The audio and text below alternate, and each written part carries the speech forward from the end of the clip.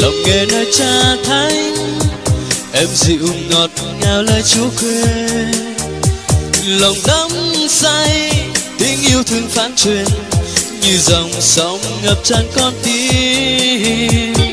Hàng ngày chờ mong nơi Chúa Cha, đón nhận sự mời lời Chúa ban. Cất cánh bay cao dòng tới phương nào, nhưng sẽ không bao giờ mỏi mệt. Thật người nào trông mong Chúa Cha, như vườn xinh tươi hoa sắc hương.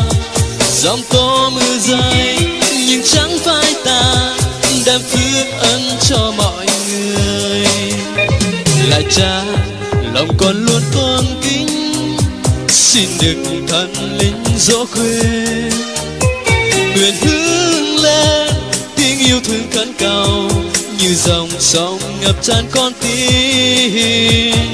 Hằng ngày chờ mong nơi Chúa Cha, đón nhận sức mời nơi Chúa ban. Cất cánh bay cao dòng tới phương nào, nhưng sẽ không bao giờ mỏi mệt. Thật người nào trông mong Chúa Cha, như vườn xinh tươi hoa sắc hương. Giông tố mưa rơi nhưng chẳng phai tàn, đem phước ân cho mọi người.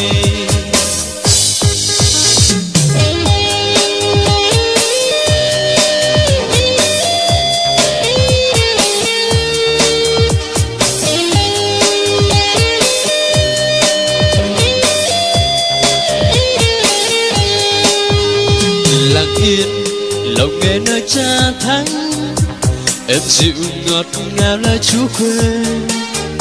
Lòng đắm say tiếng yêu thương phán truyền, như dòng sông ngập tràn con tim.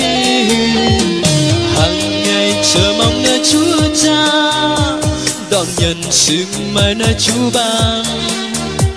Cất cánh bay cao dòng tới phương nào, nhưng sẽ không bao giờ mỏi mệt. Thật người nào trông mong Chúa Cha, như vườn xinh tươi hoa sắc hương. Giông tố mưa rơi nhưng chẳng phai tàn, đem phước ân cho mọi người.